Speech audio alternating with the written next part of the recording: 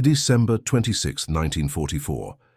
Deep in the Ardennes, a brutal winter storm raged, trapping the besieged 101st Airborne Division in Bastogne. General George Patton, commanding the U.S. Third Army miles away, faced an impossible order: turn his entire force 90 degrees, relieve the encircled paratroopers, and smash the German offensive. The fate of thousands of American soldiers, and perhaps the entire Western Front, hinged on a decision that defied all conventional military logic, demanding an almost superhuman effort from men and machines alike. To understand how such a pivotal moment came to be, we must first delve into the formative years of a man whose name would become synonymous with aggressive, relentless warfare. George Smith Patton, Jr. was born on November 11, 1885, in San Gabriel, California, into a family steeped in military tradition, a lineage that proudly traced its roots back to Revolutionary War heroes and Confederate generals. From his earliest days, the expectation of military service was not merely a suggestion, but an inherent part of his destiny, a legacy he felt compelled to uphold. He struggled significantly with dyslexia throughout his childhood, a challenge that made his early academic life particularly difficult and often frustrating. Yet, he compensated for this learning impediment with an iron will, an indomitable spirit, and an insatiable desire to excel in every endeavor he undertook.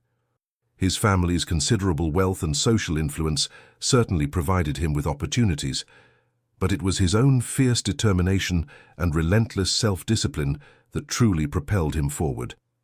He devoured books on military history and strategy, particularly fascinated by the audacious campaigns of figures like Alexander the Great, Hannibal, and Napoleon Bonaparte, whose bold offensive tactics and decisive maneuvers would later profoundly define his own command style. This early immersive study of military thought, combined with a deep-seated sense of personal honor and unwavering duty, forged the foundational character of the leader he was destined to become. He firmly believed in leading from the absolute front, inspiring his men through sheer force of personality, dramatic speeches, and an unshakable, almost mystical belief in ultimate victory. For Patton, his path to military greatness was not simply a career choice.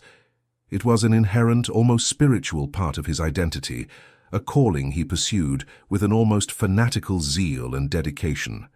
Patton's early life and burgeoning military career served as a crucible that meticulously shaped his unique and often controversial character. He initially attended the Virginia Military Institute for 1 year, before successfully transferring to the prestigious United States Military Academy at West Point, where he eventually graduated in 1909. His time at West Point was notably marked by both persistent academic struggles, largely due to his dyslexia, and remarkable athletic prowess, particularly in fencing, where he became an exceptionally accomplished swordsman.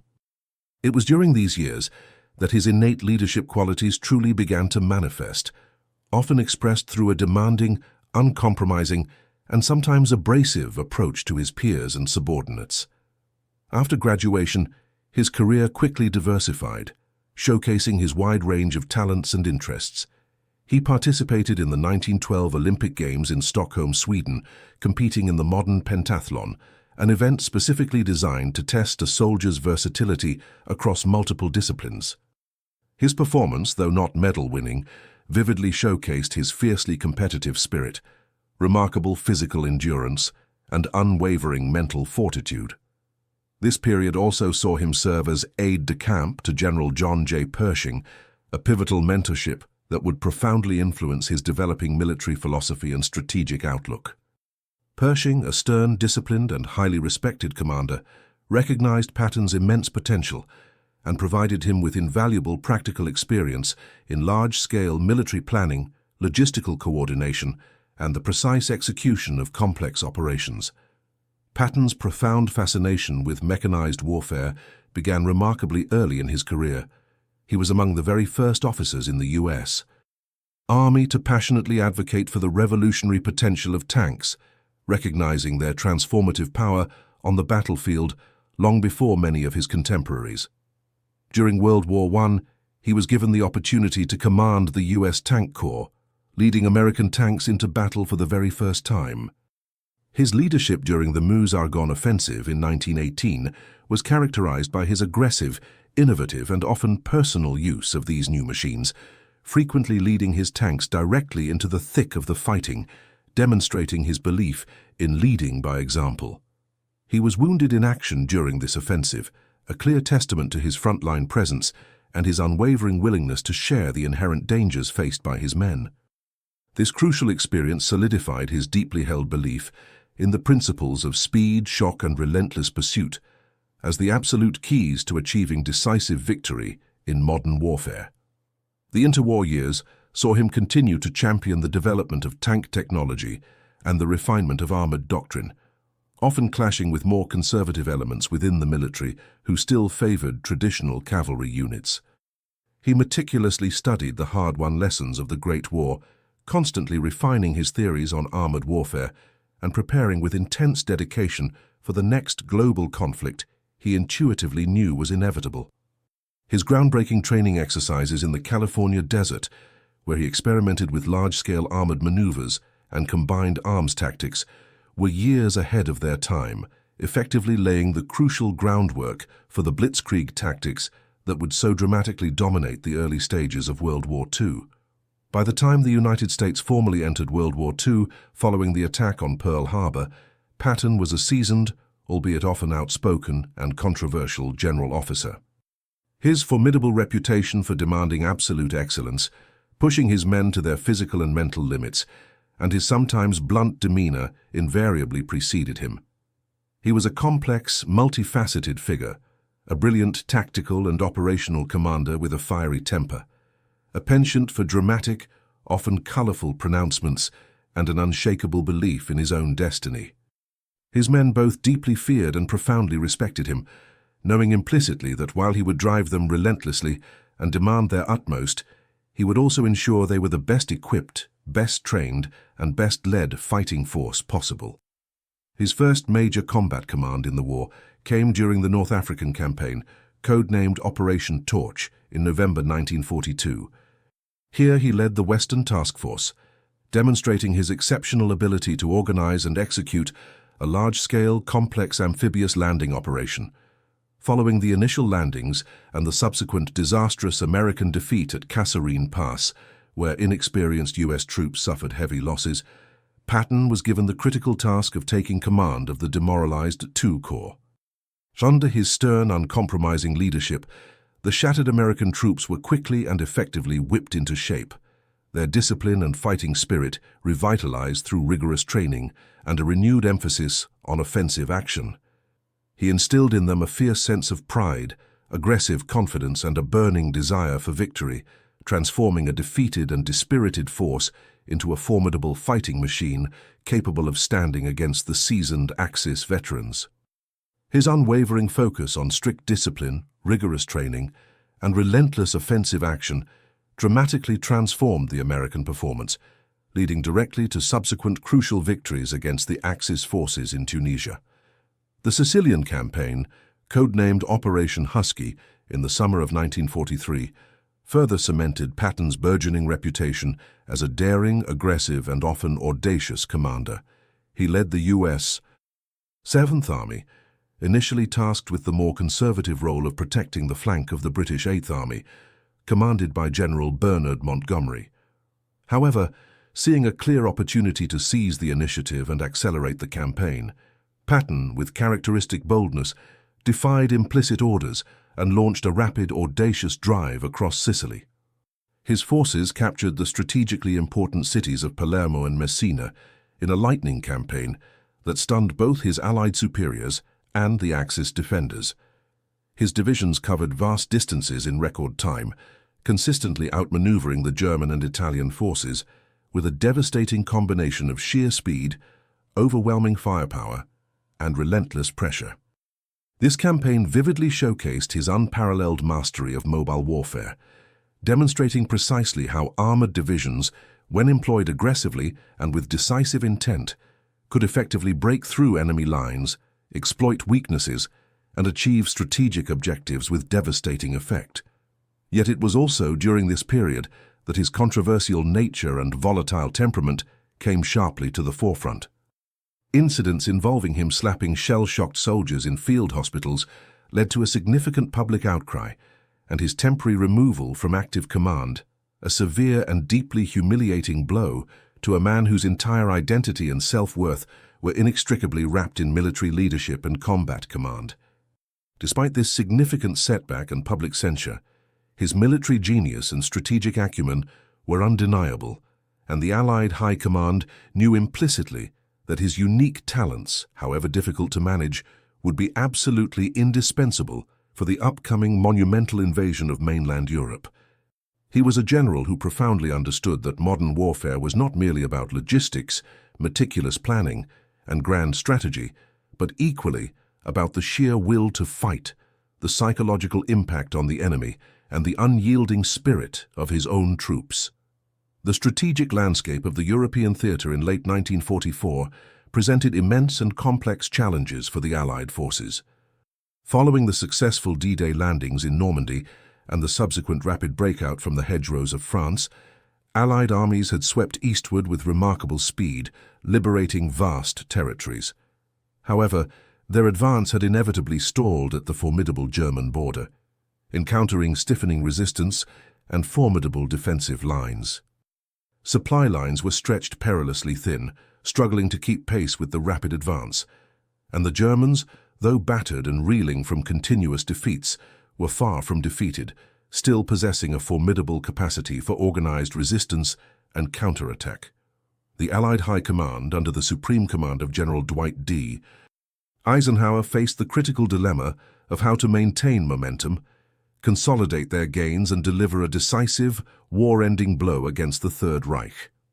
Patton, despite his earlier controversies and the period of professional exile, was given command of the U.S. Third Army, a powerful force he quickly molded into a spearhead of aggressive, offensive action. His military philosophy was elegantly simple and brutally effective: attack, attack, and attack again, never giving the enemy a moment's respite. He firmly believed in keeping the enemy perpetually off balance, never allowing them the crucial time to regroup, reorganize, or consolidate their defensive positions. His Third Army rapidly became renowned throughout the Allied forces for its astonishingly rapid advances, often covering more ground in a single day than other units managed in an entire week.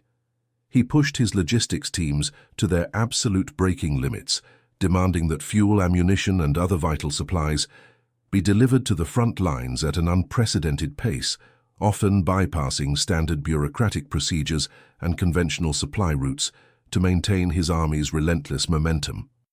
This relentless, almost obsessive drive for speed and offensive action, however, sometimes put him at odds with his more cautious superiors, who often favored a more measured, broad-front approach to the war. Patton vehemently argued that such caution only served to give the enemy precious time to recover and rebuild, thereby prolonging the war and inevitably increasing Allied casualties. He was a general who deeply understood that the true ultimate cost of war was measured in human lives, and that a swift, decisive victory, however audacious or risky it might appear, was ultimately the most humane and efficient path to peace. Then, with brutal suddenness, came the Ardennes offensive, Hitler's last desperate all-or-nothing gamble to turn the tide of the war in the West.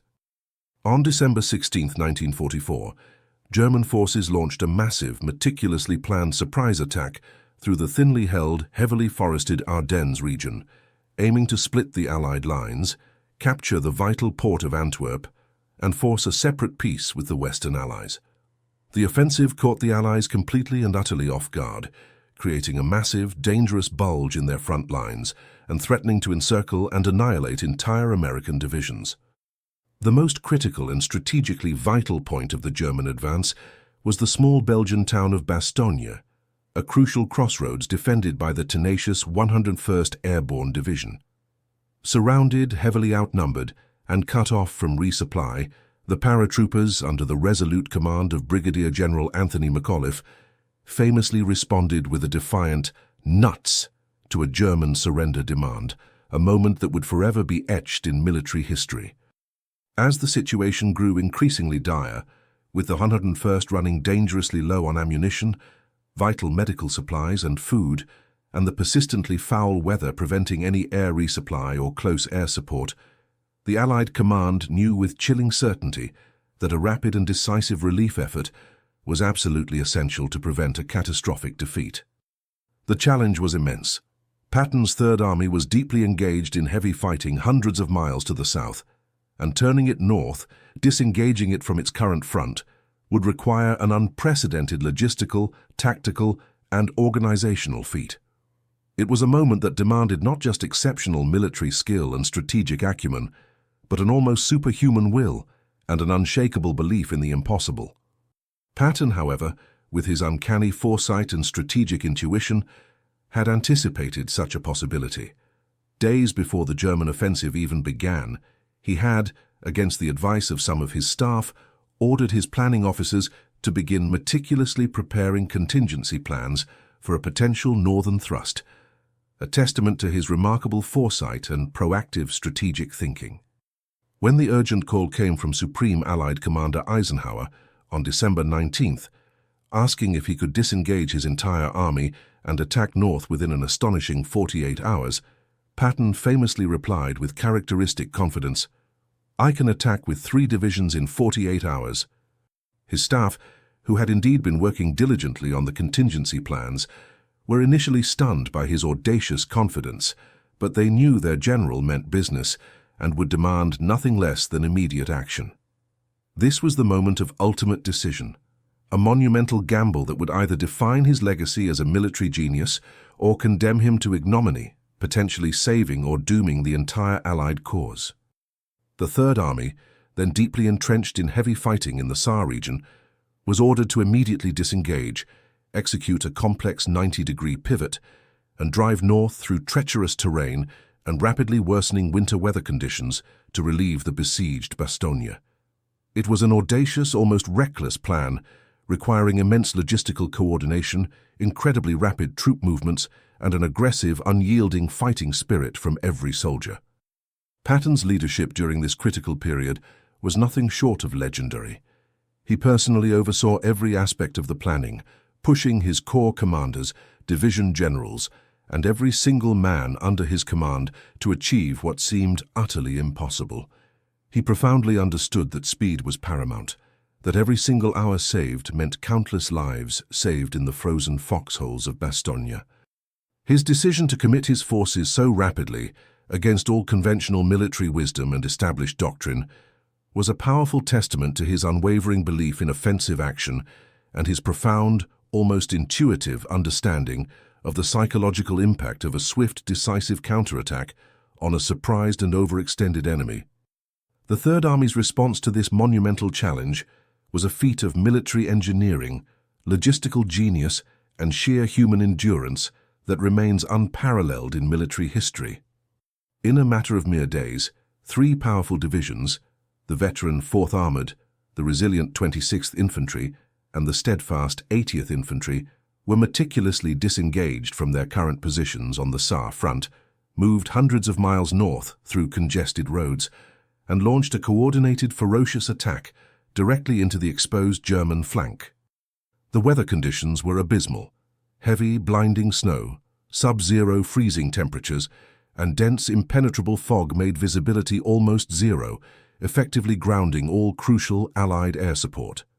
Yet Patton's men pushed forward relentlessly, their determination fueled by the knowledge of their comrades' plight in Bastogne. The 4th Armored Division, under the aggressive command of Major General Hugh Gaffey, spearheaded the perilous advance, encountering fierce, desperate German resistance at every turn. Every snow-covered road, every small village, every dense patch of forest became a brutal battleground, marked by intense firefights and heavy casualties. Tanks churned laboriously through deep snowdrifts, infantry fought valiantly house to house in frozen villages, and continuous artillery barrages illuminated the stark, frozen landscape with flashes of orange and red. Patton himself was a constant, almost omnipresent presence, frequently visiting the front lines, inspiring his weary troops with his characteristic speeches, and personally directing the complex flow of battle with an iron fist. He famously prayed for clear weather, a testament to his deep, if unconventional, faith and on December 23rd, in what many considered a miraculous turn of events, the skies unexpectedly cleared.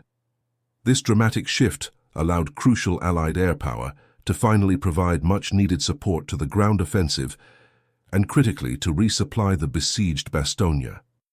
This change in weather was a critical turning point, enabling fighter bombers to strike devastating blows against German positions and transport planes to drop vital supplies, including ammunition, food, and medical aid, to the desperate paratroopers. The relentless pressure from Patton's Third Army, combined with the heroic, unyielding defense of the 101st Airborne, began to decisively crack the German offensive.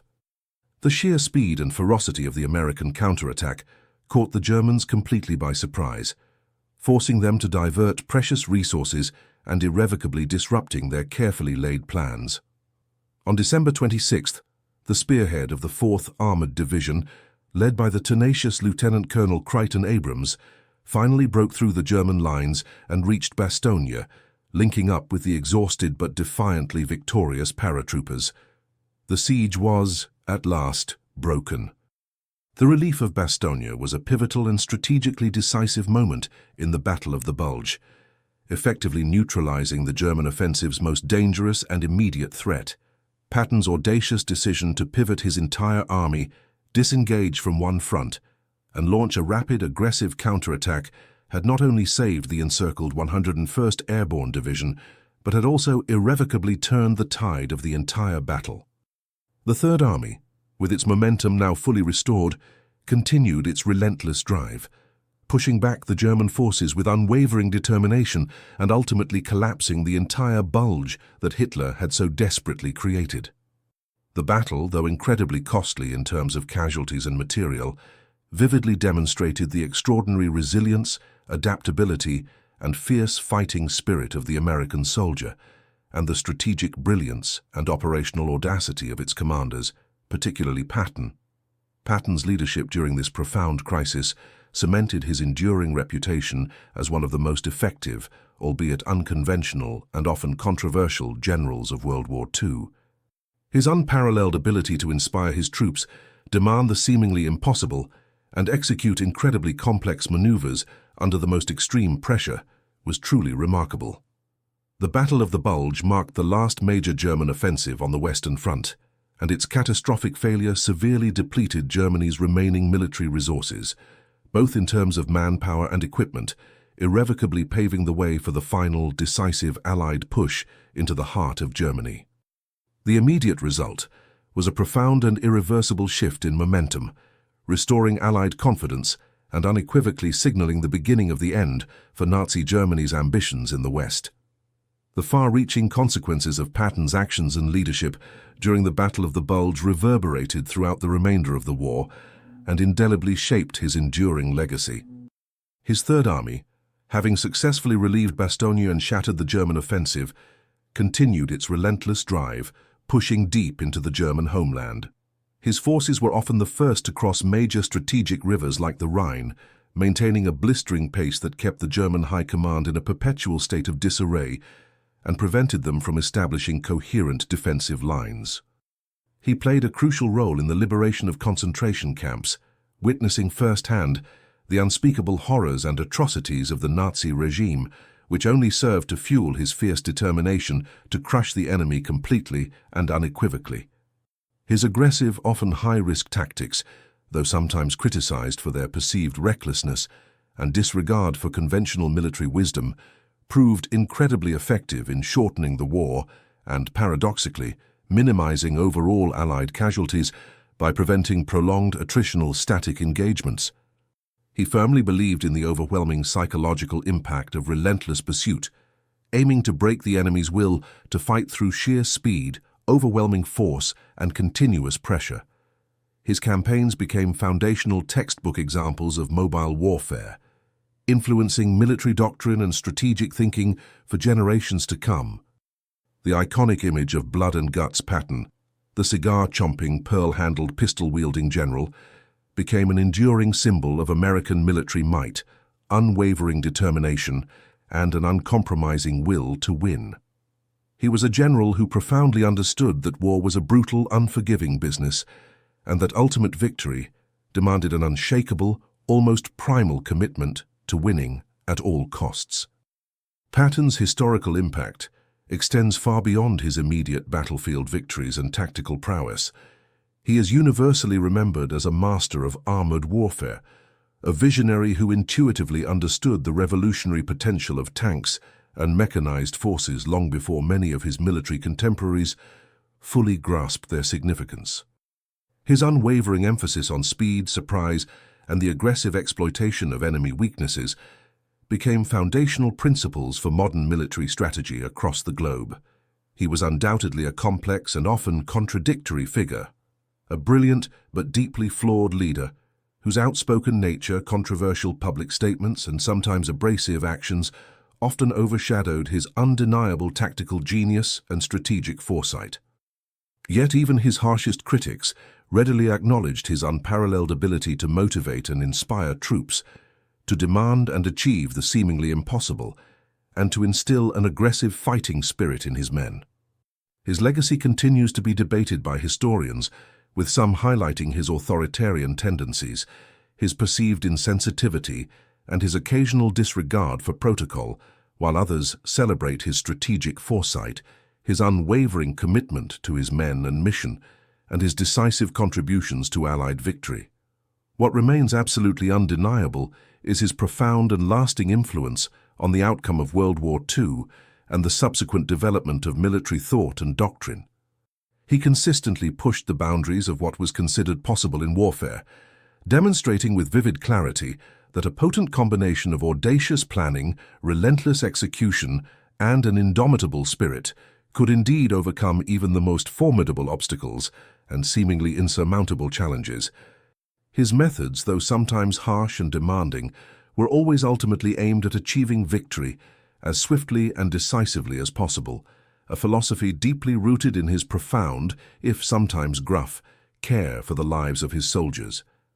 After the triumphant conclusion of the war in Europe, Patton's life took a tragic and unexpected turn. He was appointed military governor of Bavaria, a role for which his temperament and direct style were ill-suited. His controversial policies regarding denazification, which he viewed as too lenient, and his outspoken public statements about the emerging threat of the Soviet Union, which were considered politically insensitive and premature, ultimately led to his removal from this command. He felt increasingly marginalized and struggled immensely to adapt to a world no longer defined by the immediate urgency and clear objectives of combat. His illustrious military career, which had been his entire identity and purpose for decades, seemed to be winding down in a series of administrative roles he found deeply unfulfilling and frustrating. In December 1945, just months after the war's end and the celebration of victory, he suffered a severe spinal injury in a low-speed car accident near Mannheim, Germany. He died tragically on December 21, 1945, at the age of 60, and was laid to rest among the brave men of his beloved Third Army in the American Military Cemetery and Memorial in Hamm, Luxembourg. His untimely death marked the poignant end of an era, a final, somber chapter for a man who had truly lived and breathed war, a warrior to his core. This is the true, enduring legacy of General George S. Patton, Jr. Not merely the vast distances his armies advanced or the countless battles they won, though those achievements are monumental and undeniable, but the profound proof that even in the face of overwhelming odds, even when the strategic situation appears utterly hopeless, a single determined leader, driven by an unshakable will and an almost mystical belief in victory, can inspire an entire army to achieve the seemingly impossible, one audacious decision at a time, one relentless advance at a time, and in doing so, prove beyond any doubt that the human spirit, when tempered by rigorous discipline, ignited by an unyielding pursuit of victory, and fueled by an aggressive, offensive mindset, is stronger than any enemy defense, stronger than any logistical challenge, and ultimately, stronger than any winter storm or any war machine.